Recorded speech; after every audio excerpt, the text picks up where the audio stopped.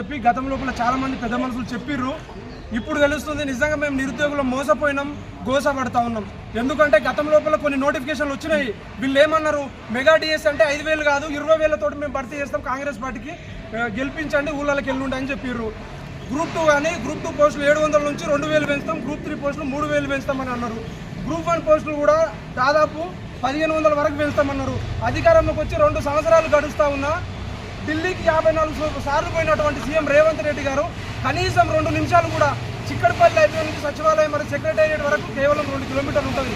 2 కిలోమీటర్లు ఉన్నా నీ గంటను ఎక్కించినటువంటి చిక్కడపల్లి లైబ్రరీ విద్యార్థుల దగ్గరికి 2 నిమిషాలు కూడా నువ్వు మాట్లాడలేకపోతున్నావు అంటే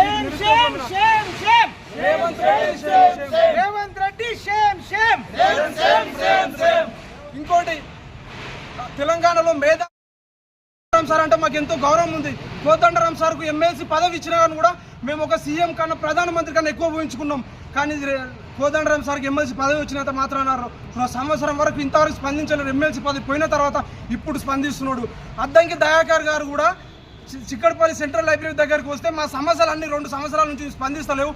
బనకచర్ల ఇష్యూ గురించి దినం చుట్టూ చేస్తావు, ఫోన్ ట్యాంపరింగ్ గురించి దినం చుట్టూ చేస్తావు, కాళేశ్వరం గురించి దినం చుట్టూ చేస్తాం. మరి నిరుద్యోగులు 6 మంది నిరుద్యోగులు చచ్చిపోతున్నారు, ఎందుకు నువ్వు టుట్టు వేయలేవని చెప్పి మేము ఆ రోజు చిక్కడపల్లి లైబ్రరీ దగ్గరికి ఆహ్వానించి క్వశ్చన్లు వేసినాం. మరి నువ్వు ఒక్క రోజు టుట్టు వేయలేవని చెప్పి అద్దంకి దయాకర్ గారు చెప్పారు, మీ బాధలు వాస్తవమే, నేను సీఎం దగ్గరికి కల్పిస్తాను, ఒక 5-6 రోజులు నేను సీఎంని కల్పిస్తానని చెప్పి తర్వాత కాల్ చేస్తే కూడా రేపు రిజర్వేషన్ల ఇష్యూ అని చెప్పి రేపు అని చెప్పి వాయిదా చేసారు. త్వరలో నోటిఫికేషన్ అంటే మేము ఉద్యోగ నోటిఫికేషన్ అనుకున్నాం, కానీ వాళ్ళు స్థానిక సంస్థల ఎన్నికల నోటిఫికేషన్ అని చెప్పి ఇప్పుడు మాకు స్పష్టంగా అర్థమవుతుంది.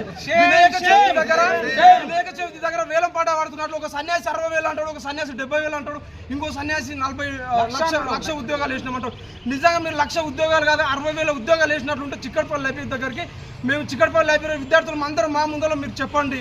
రేవంత్ రెడ్డి గారు డైలాగ్లో సీఎం అని చెప్పి తెలంగాణ వ్యాప్తంగా ప్రతి ఒక్కరికి భారతదేశంలో కూడా అర్థమైపోయింది. కానీ మిగిలిన వాళ్ళు డిప్యూటీ సీఎం కానీ శ్రీధర్ బాబు కానీ వీళ్ళంటే అపారమైన గౌరవం ఉంది.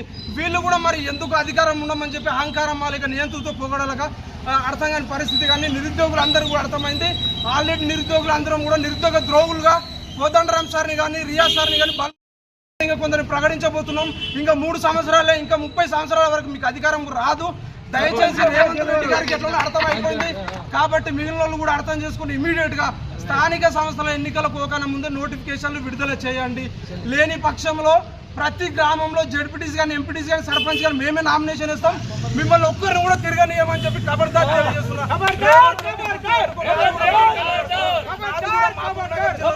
ఈరోజు మహబూబ్ నగర్ సీఎం రేవంత్ రెడ్డి అంటే ఇజ్జత్ తీసురు, గ్రామాల్లో పోతే సెక్యూరిటీ లేకపోతే కొట్టేడు పరిస్థితి ఉంది.